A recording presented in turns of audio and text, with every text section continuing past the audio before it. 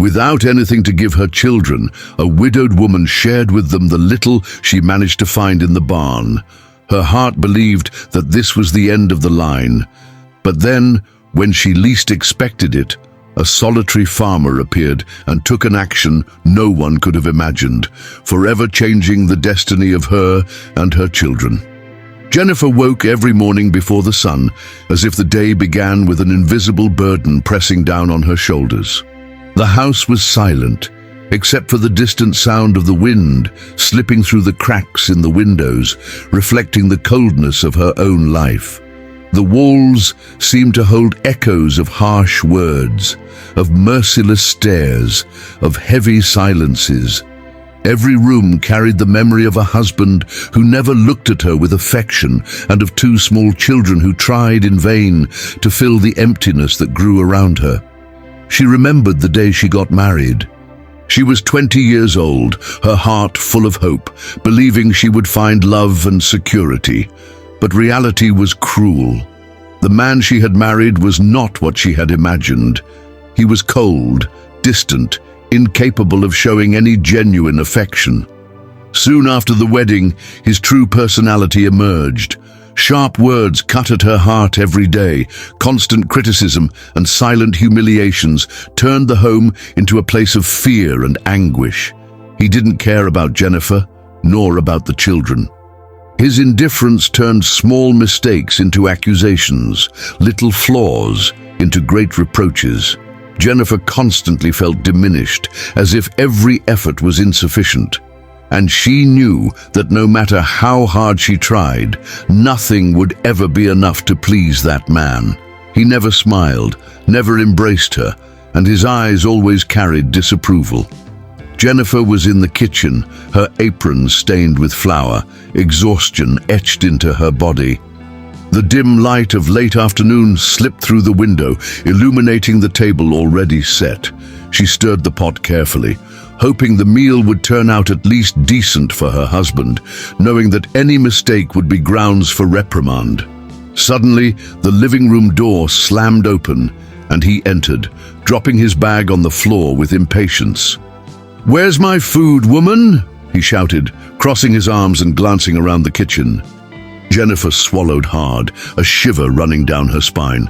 "It'll be ready in just a moment, my love," she replied, trying to keep her voice steady, even as her heart raced. He stepped closer, scrutinizing her every movement with cold, critical eyes. "Always late. You're useless, you know that? You can't even manage to cook a simple supper properly," he said, his voice dripping with contempt. Jennifer lowered her eyes, fighting not to cry, yet feeling the weight of his words strike her like blows. "I'm sorry. I'm doing the best I can," she whispered, trying to sound calm. "The best you can," he mocked, slamming his hand against the table. "You're good for nothing. Even my own children deserved someone better than you." The two small children peeked from the doorway, afraid, not fully understanding what was happening, but sensing the tension in the air. Jennifer took a deep breath, trying to sound firm. "I just want what's best for you all," she said, glancing quickly at the children, trying to transmit strength. "What's best for us? You don't understand a thing," he went on, taking a step closer, glaring at her with disdain. "If it were up to you, we'd all be ruined." Jennifer turned her gaze away, feeling tears burn her eyes. Each cruel word only reinforced the decision growing inside her. She needed to escape, to protect her children, and never return to that cold and unbearable home. She finished preparing supper, setting the plate on the table with trembling hands, while he sat down and ate without uttering a word of thanks. She simply breathed deeply, promising herself that this would not be her life forever. There were days when Jennifer wished she could disappear, simply vanish and take her children far away from that suffocating environment. She dreamed of how different it would be to wake without fear, without shrinking beneath a critical gaze, without hearing words that tore her down, and slowly a decision began to take shape within her. Escape was not just an option. It was the only way to ensure her children had a chance to grow in safety without enduring the same torment she faced every day. Jennifer began to plan silently. She observed her husband's routines. When he left for the bar, when he fell asleep earlier than usual, every detail was stored in her mind, every opportunity studied. She knew the escape would demand courage, endurance, and careful planning. The children were small, fragile, but they were her responsibility and her reason to fight. They needed her. Of course, the fear of failure existed, but the fear of staying in that house was greater. Every cold stare from her husband, every cutting word, every disdainful gesture fueled her determination. She could no longer allow her children to grow up believing this was normal. She needed to act, even if it meant facing the unknown, even if it meant risking everything. In the days leading up to her escape, Jennifer began to gather small provisions: a piece of dry bread, enough water for a few days, some clothes for the children. Every move was carried out with care, avoiding any hint that might alert her husband to her intentions. She became quiet, watchful, cautious, all for the sake of her children. Jennifer also began to talk to herself, strengthening her own courage. She recalled every humiliation, every night of silent tears, every moment she had felt trapped with no way out. And then she repeated to herself, "I can't live like this anymore. I can't let them grow up in this fear. I will do it, for me and for my children." As the days passed, the tension grew. Her husband carried on with his cold behavior, oblivious to the silent plans unfolding around him. Jennifer breathed deeply every time he entered the room, every time his sharp voice pierced the air. She knew the right moment was drawing near, and that she needed to be ready to act quickly, without hesitation. Jennifer looked at her children as they slept, felt their small hands resting against her arms, and silently promised that she would do everything in her power to protect them. The promise was firm. No cruel hands, no harsh words, no humiliation could touch their lives anymore. She had decided she would escape, take her children far away, and seek a better future, a future where they could smile without fear, grow up with love and security, and discover what it meant to live with dignity. And so, day after day, night after night, Jennifer nurtured the courage growing inside her, preparing for the moment she would finally leave behind the cold house, the cruel husband, and a life of humiliation. She did not know exactly what awaited her outside, but she knew that anything would be better than remaining trapped in what she had called home. Every silent tear, every contained pain, every stifled sigh strengthened her, and the final, inevitable decision approached with the force of a wave that could not be stopped. Jennifer was ready to flee. And so, even without knowing precisely what the future held, she began to envision the possibility of freedom, for herself and, most importantly, for her children. The night was quiet, except for the distant sound of wind rustling the trees and the soft murmur of a nearby creek. Jennifer glanced at the clock on the kitchen wall. It was the middle of the night, the perfect hour. She knew her husband had the habit of going to the bar late at night, drinking and chatting with acquaintances, and that it would be a few hours before he returned. Breathing deeply, she gently woke her children, trying not to startle them. The two little ones were still wrapped in blankets, sleeping soundly. Jennifer held them tightly, feeling the weight of fear and hope at the same time. "Come on, my loves. We have to leave this place," she whispered, her voice trembling. The first steps outside the house were frightening.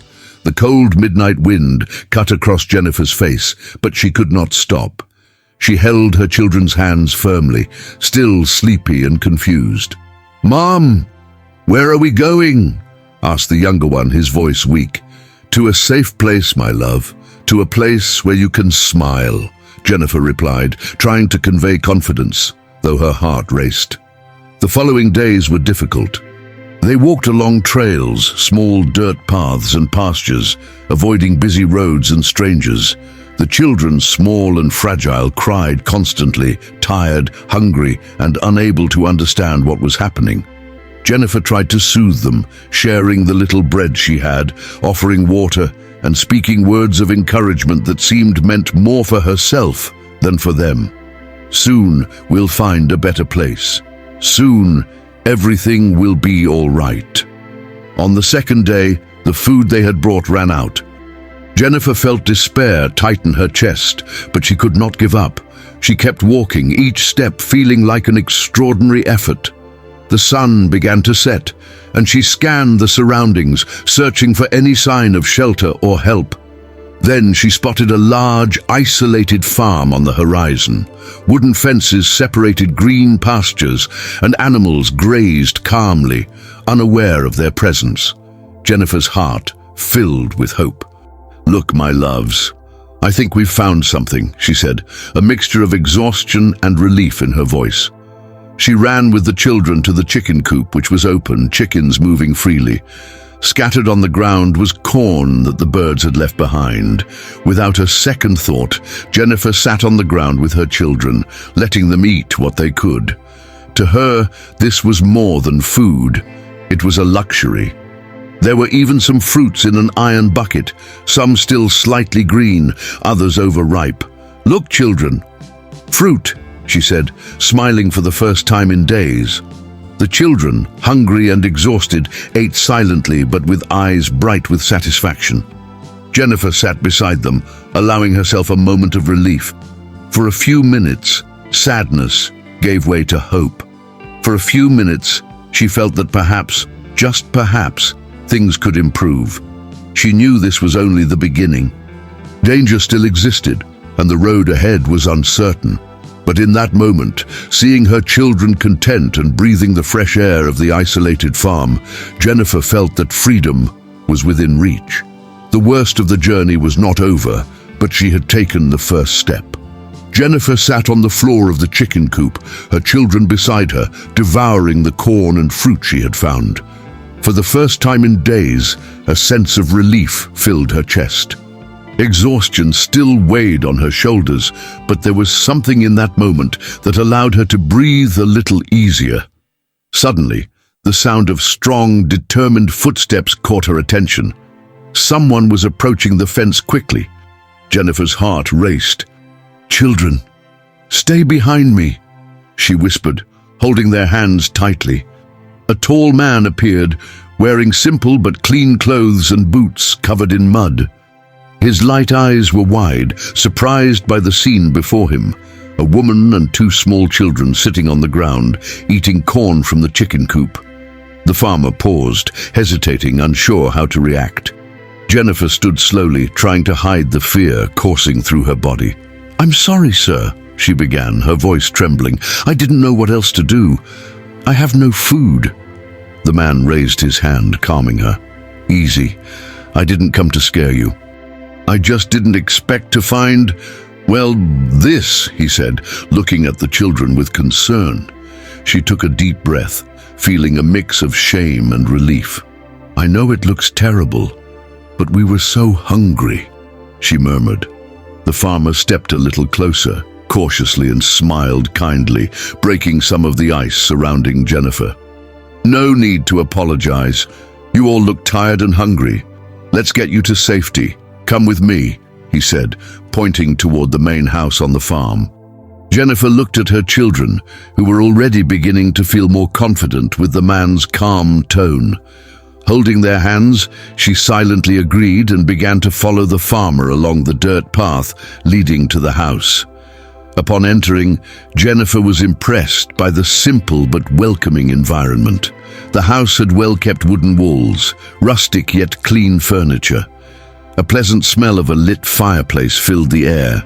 The farmer carefully observed them, assessing their immediate needs. "First, we'll get you into a clean, comfortable room. Then I'll prepare some hot soup," he said naturally. "You need to eat something proper." Jennifer felt a wave of emotion fill her heart. For the first time in days, someone seemed to genuinely care. "Thank you," she murmured, her voice choked with emotion. "I don't know how to repay you." "No need to thank me right now. Just relax," he said, smiling again, this time with a softness that made Jennifer feel safe. While the farmer prepared the room, Jennifer helped as best she could, arranging blankets and making sure the children were comfortable. The children, still timid, began exploring the space, observing the lit fireplace, the furniture, and the small details that made this place so different from the home they had fled. When the soup was ready, the farmer called them to the table. "Eat. You need to have something to eat," he said, carefully serving the hot broth. Jennifer and the children ate eagerly. Every spoonful seemed to fill not only their stomachs, but also their hearts with a long-forgotten warmth. Jennifer looked at the farmer, feeling a deep gratitude.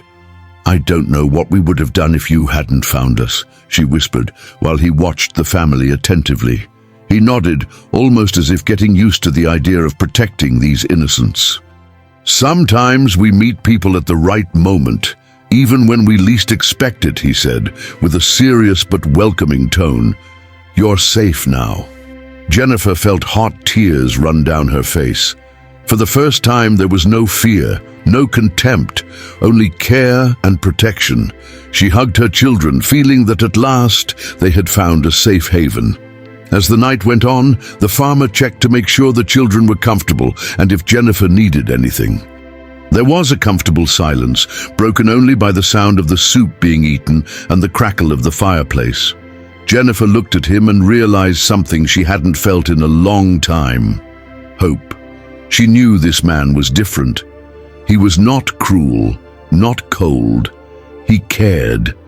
And although life was still uncertain, Jennifer felt that they had finally found someone who could change their destiny, someone who could protect her family, care for them, and offer a real chance at a fresh start.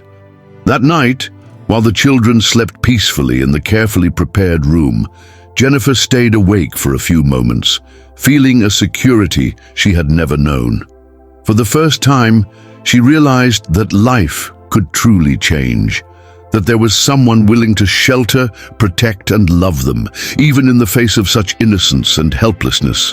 And so, in that small farmhouse, far from cruelty and fear, Jennifer felt the seed of a new life begin to grow. For the first time, she believed that happiness and safety could exist for her and her children, and that this man, the solitary farmer, could be the key to making that dream a reality. The next morning, Jennifer awoke to the soft sound of birds and the fresh scent of the countryside drifting through the window of the improvised room. Her children were still sleepy, but quickly got up, excited by the possibility of discovering more about the new place that had welcomed them. "Come on, children, let's have breakfast," Jennifer said, holding her eldest son's hand and leading them to the kitchen. Upon entering, they found the farmer already in the kitchen, preparing breakfast. The aroma of freshly baked bread and strong coffee filled the air, bringing comfort and security that Jennifer had not felt in a long time. The table was carefully set with clean plates, neatly arranged cutlery, and small fruits placed at the center. "Look, Mommy, so much food," exclaimed Caleb, his eyes shining at the simple yet generous feast. Jennifer smiled, feeling a happiness she had not experienced in a long time. "I'm glad you like it, my loves," she said, moving closer to help them sit. The farmer looked up and, with a gentle smile, commented, "I'm glad you like it." As they had breakfast, Jennifer felt gratitude growing inside her. "Thank you once again for helping us," she said, looking at him sincerely. He nodded, keeping a subtle smile. "You're welcome. Everyone deserves a safe place." There was a comfortable silence for a few seconds until the farmer looked at Jennifer and asked with a serious but gentle tone, "Why were you in my barn?" Jennifer took a deep breath, remembering the fear and hunger that had driven her there. My husband, he mistreated us. We had no food and nowhere to go. I had to protect my children," she said, her voice thick with emotion. The farmer furrowed his brow slightly, his somber expression reflecting sadness as he listened to her story. "I'm sorry for what you went through," he said softly, almost like a whisper. But now, you can stay here. There's enough space in the house for everyone. No one will go without." Jennifer's heart filled with hope. "Really? We can stay here?" she asked, her voice trembling with joy. "Yes," he replied, firm and confident. "We'll organize everything. You can help if you want, and of course the boys can learn to help on the farm too," he said, looking at the children with a smile that conveyed trust and warmth. Jennifer took a deep breath, feeling intense happiness. "We'll help, yes," she said, holding the hand of one of the children who waved excitedly. "We want to keep everything clean and take care of the farm." The farmer smiled, satisfied with the response. "Agreed," he said, tapping lightly on the table, sealing the agreement. "Here, everyone has a role and everyone helps, but the most important thing is that you're safe." Jennifer looked at the man who had welcomed them and with a shy smile asked, "May I know your name?" He smiled lightly and answered, "Arthur." "My name is Jennifer," she said, timidly extending her hand, "and these are my children, Sabrina, who is 5, and Caleb, who is 7. Arthur nodded, looking at the children with a warm smile. "Nice to meet you, Sabrina, Caleb. It's good to know you." Jennifer looked around the kitchen, seeing her children smiling, feeling the warmth of the coffee, the smell of bread, and the calm of the space. For the first time in a long time, she felt that they had found a place they could call home. A place with no fear, cruelty, or humiliation, only care, safety, and the promise of a better future. That day marked the beginning of a new routine. Jennifer knew challenges still lay ahead, but for the first time, she felt that they could face any obstacle together. With Arthur's protection and kindness, she believed that life could truly change. The days on the farm began to form a steady routine, full of discoveries and small joys. Jennifer still remembered the darkness and fear they had lived through, and every morning she woke surrounded by greenery, with the birds singing and the sun rising on the horizon, brought profound relief. She would rise early, sometimes before the children, just to observe the quiet fields and feel the fresh air of the day. Sabrina and Caleb would wake shortly after, excitedly running around the room, opening the windows to let in the scent of grass, flowers, and fresh hay spread across the farm. For them, everything was new and fascinating, the simple flapping of chickens' wings, the distant lowing of cows, the gallop of horses far away. Every detail was an adventure, and every minute brought genuine joy, unlike anything they had ever experienced. Breakfast became a ritual of togetherness and conversation. Jennifer served her children carefully, explaining about the food, the bread, the milk, and even the fruits they had picked from the garden. Arthur discreetly observed her care while preparing for the day's tasks. "Mommy, look at the chick," said Sabrina, pointing at a newly hatched chick. "It's so tiny," added Caleb, laughing and trying to touch the little animal under the protective gaze of his mother. Jennifer held their hands, teaching them to be gentle. "We must be kind to them, not hurt them, just observe and learn," she said, smiling at her children's enthusiasm. After breakfast, everyone went out to work on the farm. Arthur tended to the larger animals, feeding the horses and cows, checking fences, repairing gates, and caring for the barn. It was hard work, but necessary to keep the farm running. Jennifer, in turn, took care of the garden, vegetable patch, the birds and small animals, and kept the house clean and organized. The children were always nearby, never quiet or bored. Every task Jennifer performed was transformed into learning and fun. Sabrina loved helping water the plants with small, colorful watering cans, pouring the water carefully over the beds. Caleb preferred to accompany his mother to the chicken coop, learning to scatter the corn and collect eggs, laughing when a chicken ran after him. "Mommy, can I help collect the eggs?" asked Caleb. "Of course, my love, but carefully." "We need to be gentle," replied Jennifer, guiding his hand to pick up the eggs without breaking them. Even small household chores became opportunities to teach values: how to care for food, how to organize utensils, how to work as a team. Jennifer realized that through work, she was teaching her children responsibility, patience, and gratitude. And above all, she was giving them security and self-esteem, things they had never had before. A few days after arriving at the farm, Arthur decided to prepare a surprise for the children. He spent the morning in the barn, cutting, sanding, and carefully assembling a small wooden horse. Every detail was made with patience and care: the legs, the carved mane, the swing that would allow the children to play safely. When Jennifer and the children arrived at the barn to help feed the animals, Arthur called them with a smile.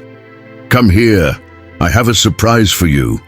Sabrina and Caleb ran to him, curious, their eyes widening as they saw the small wooden horse carefully crafted. "Is it for us?" exclaimed Sabrina, hardly believing it. "It's for you," replied Arthur, smiling warmly. "I thought it would be fun to have something just for you here on the farm." Caleb jumped with joy, almost in disbelief. "Wow, it's beautiful, Mr. Arthur," he said, hugging the toy. Jennifer watched the scene with a full heart. For the first time, she felt that they could have moments of pure joy, without fear, without sadness. She saw the care with which Arthur presented the toy, the sincere smile in his eyes, and the children's genuine excitement. "Now we need to paint the horses," said Arthur, picking up brushes and small pots of colorful paint, "but we'll do it together, each one with their own color." The children began painting the wooden horse, laughing when the paint spilled a little onto their hands or the floor. Arthur knelt down, helping to spread the paint, showing the proper technique, but leaving space for Sabrina and Caleb to express their own creativity. "Look, Mommy, my horse is red," said Caleb excitedly. "And mine is pink," added Sabrina proudly. Jennifer smiled, amazed at Arthur's patience and dedication. Every gesture showed care, attention, and quiet love, as if he wanted to ensure those small moments became happy and safe memories for the children. The painted horse became the centerpiece of an entire afternoon of fun. Sabrina and Caleb took turns riding the toy, imagining little adventures across the farm fields, while Jennifer helped organize the space and watched, moved at her children's joy and Arthur's kindness. "Arthur, you really are amazing," Jennifer whispered, more to herself than to him. "You didn't just welcome us, you truly care." He just smiled, saying nothing, but his eyes conveyed understanding and affection. For Jennifer, that simple moment became special. It was proof that even after difficult days, there was room for love, care, and genuine happiness. As the sun began to descend, casting golden tones across the fields, Jennifer realized that with Arthur, her children could grow up surrounded by protection and joy. And for her, finally, the chance had emerged to rebuild a life full of moments like this, tender, fun, and full of affection. It was a quiet night on the farm. A gentle breeze blew through the open windows, carrying the scent of the countryside and the distant chirping of crickets. Jennifer had just tucked Sabrina and Caleb into bed after a story Arthur had told them, full of adventures and laughter. Jennifer had finished washing the dishes from dinner and carefully dried each plate, reflecting on the day they had shared. Looking toward the living room, she saw Arthur sitting on the couch, his head lowered, eyes fixed on some distant point on the wooden floor. There was a weight on his shoulders, a loneliness that seemed invisible, yet Jennifer felt it clearly. She approached slowly, making no sound, and spoke softly. "Arthur." He lifted his head slowly, as if awakening from a trance, and his eyes met hers. There was a mixture of surprise and relief in his gaze. "The children are already asleep," he said, his voice low, almost a whisper, yet firm with the assurance of someone who cared and protected. Jennifer smiled, feeling her heart warm. "You treat them so well. I'm so happy to see them with someone who truly cares." Arthur looked away for a moment, then returned his gaze to her, and Jennifer noticed a different spark in his eyes. "I couldn't not take care of them," he said. "Not after everything they've been through." She sat beside him, resting her hands on the couch, wanting to feel his presence more closely. "But why do you live alone?" she asked, almost timidly, trying to understand this man who seemed to carry so much silence and solitude. A heavy sigh escaped Arthur.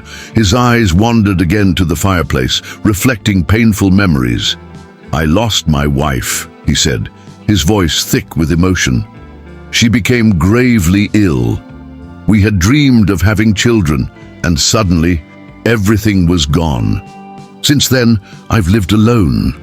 Jennifer felt a pang in her chest, imagining the pain he had carried all those years. I know what it's like to lose someone you love," she said sincerely, feeling tears threaten to fall. "And I know what it's like to want to protect those you love, even when everything seems impossible." He looked at her, a heavy silence hanging between them, but there was no discomfort, only understanding. Jennifer took a deep breath and, without realizing it, placed her hand over his. The touch was gentle but meaningful, conveying trust, affection, and recognition of the pain they had both endured.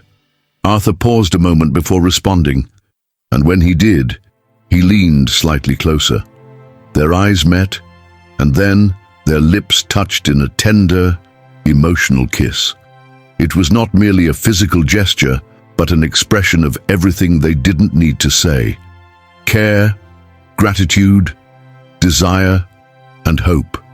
Jennifer felt the softness of his touch, the warmth of the firm, protective hand that enveloped her, and realized she could finally trust this man. After slightly pulling away, Jennifer rested her head on his shoulder, feeling her heart beat faster, a mixture of relief and happiness. "I never thought I could feel this again," she said, almost a whisper. "Neither did I," Arthur replied, gently squeezing her hand. "But now it feels right." And in that instant, something changed. As if the kiss had carried away pieces of the pain each of them had been carrying, leaving only space for hope and comfort. A sense of lightness filled Jennifer's and Arthur's chests, as if old scars were finally beginning to close.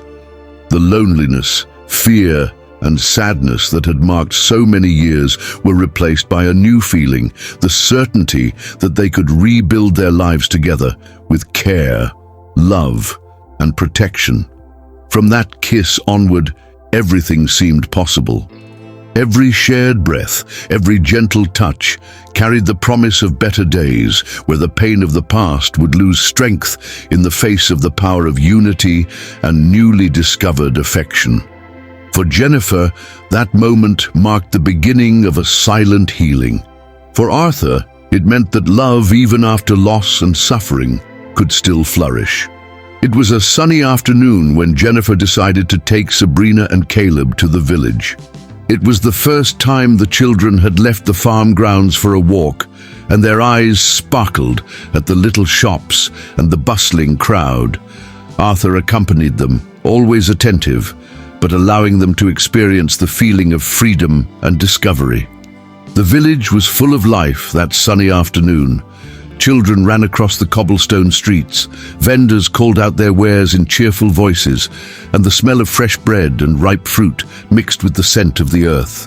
Jennifer walked hand in hand with Sabrina and Caleb, feeling light and free, something she had not felt in years. "How about we get ice cream for the children?" suggested Arthur with a smile. He looked at the children, who immediately began jumping with joy. Then he turned and went with the children to buy ice cream. Meanwhile, she stayed at a small stall buying some jams when Jennifer turned to put some coins of change in her purse, distracted. And then, when she looked up, she froze. In front of her, standing among the crowd, was him, her ex-husband, the same face that carried years of fear and humiliation. He held a bottle tightly, his eyes red and gleaming with anger. The surprise paralyzed Jennifer for a moment. Her heart raced, and the ice cream she was holding slipped from her hands, falling to the ground. "My love, where have you been?" he said, his voice sweet at first, trying to approach with a smile Jennifer knew was false. Jennifer stepped back, frightened, gripping the children's hands tightly. "Stay away from me," she replied, her voice trembling but firm. "I want nothing to do with you." He took a step forward, ignoring her retreat. "Come on, we can try again. I know you still love me," he said, his eyes searching for any sign of weakness in her. "No!" Jennifer exclaimed, moving away quickly. "Leave me alone. Stay away from me." Her ex-husband's expression changed instantly, and anger replaced the mask of sweetness. "You will come back to me, willingly or not," he growled, clenching his teeth. At that same moment, he raised the bottle as if to strike her, and a firm hand grabbed his arm, stopping the movement. "Let her go," said Arthur, his voice low and authoritative, yet filled with unwavering firmness. "Now." The ex-husband's eyes widened in surprise, but his anger did not diminish. "Who are you to stop me?" he shouted, struggling to break free. "Someone who will not allow you to hurt my family," Arthur replied, standing his ground. "Not you, not anyone." Jennifer felt a mixture of fear and relief. For the first time, she felt truly protected. Sabrina clutched her hand, and Caleb moved closer to Arthur, seeking the security of the farmer. "You think you can challenge me like this?" growled her ex-husband, the tension rising with every second. "She is not your property," Arthur responded firmly, his voice sharp and resolute. "And I swear to protect this woman and these children, no matter what you do." Her ex-husband was breathing heavily, fists clenched, the bottle still in his hands, while the crowd around them began to take notice of the situation. With one last glare of fury, he muttered, "This isn't over," before stepping back, his hands trembling and his face red with anger, disappearing into the flow of the village. Jennifer felt her body relax, tears of relief welling in her eyes. "Thank you," she said, her voice low and quivering, "for protecting my children and me." Arthur looked at her, firm, but with a slight smile on his lips. "I will always do that. You're important to me." Sabrina and Caleb ran to them, frightened, and Arthur crouched down. "Come on, little ones, let's go and enjoy the day without fear." Jennifer watched the scene, moved. For the first time, she felt that life could truly change. She had found someone who protected her and cared not only for her but also for her children. In that moment, the certainty that they were safe filled her heart with hope and gratitude. Night fell over the farm, silent and welcoming. After the confrontation in the village, Jennifer felt lighter yet deeply contemplative. For the first time in many years, she knew they were genuinely protected. The children were already asleep in their rooms, lulled by the exhaustion of a day full of discoveries and little adventures in the village. Jennifer walked slowly to the living room, where she found Arthur sitting in front of the fireplace. The flames reflected on his face, illuminating traces of fatigue, but also relief. The silence between them was comfortable, filled only by the crackle of burning wood. "Can't sleep?" he asked, without turning fully toward her. "No," Jennifer replied, sitting in one of the nearby armchairs. "I keep thinking about everything that happened today, about how you protected us." Arthur sighed, his eyes fixed on the fire. "I knew he might show up, but I couldn't allow him to hurt you. Not after everything you've been through." A wave of emotion washed over Jennifer's chest. "Thank you," she whispered, "for protecting my children and me. I don't know what would have happened without you." He leaned slightly, holding her hand firmly but gently. "You're important to me. I would never let anything bad happen to you." The comfortable silence settled over the room, broken only by the crackling of the fireplace. Jennifer rested her head on his shoulder, feeling a mixture of relief, affection, and trust. For the first time, she felt they could build a life without fear, without humiliation, just with care and attention for each other. "You know," she said softly, staring at the fire. "I never imagined I could feel safe again, or happy, or hopeful." Arthur turned his face, looking at her intensely. "Neither did I," he said, his voice full of sincerity. "But now we can build something new together." Jennifer felt the warmth of his hand on hers. Without thinking, she leaned in and sealed a tender, emotional kiss.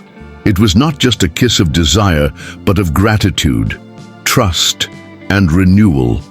That kiss seemed to erase part of the pain of the past, as if his protection had already begun healing old wounds. Night advanced, and the tranquility of the farm enveloped them in a blanket of serenity. Jennifer remained beside Arthur, the warmth of the fireplace filling the room, when she heard small footsteps and giggles coming from the hallway. The children, who were supposedly already asleep, appeared holding sheets of paper and colored pencils. "Mom, look what we made!" exclaimed Sabrina, holding a colorful drawing with crooked lines but full of love. "Look here, Daddy," said Caleb, running to Arthur, the drawing in his hands. "We made this for you." Arthur smiled, moved. He took the drawings carefully and examined each detail, seeing the effort and dedication of the children. His eyes filled with tenderness. "You've made me the happiest man in the world," he said, emotional. "Seriously, this is amazing." Sabrina approached him, her eyes shining, and whispered, "Daddy." Caleb added, also with a shy smile, "Daddy, you're the best in the world." Jennifer felt her heart swell with emotion. Watching the children hug Arthur and hear his words, she realized that the bond they had formed went far beyond protection. There was love, trust, and a real sense of family. Arthur knelt and embraced each of them, holding them carefully and firmly, conveying the feeling that in that moment, everything was safe and complete. Jennifer approached, resting on his shoulder, feeling that finally all the wounds of the past could be healed with love and dedication. "I think we really are a family now," whispered Jennifer, moved, watching the scene. Arthur nodded, smiling softly.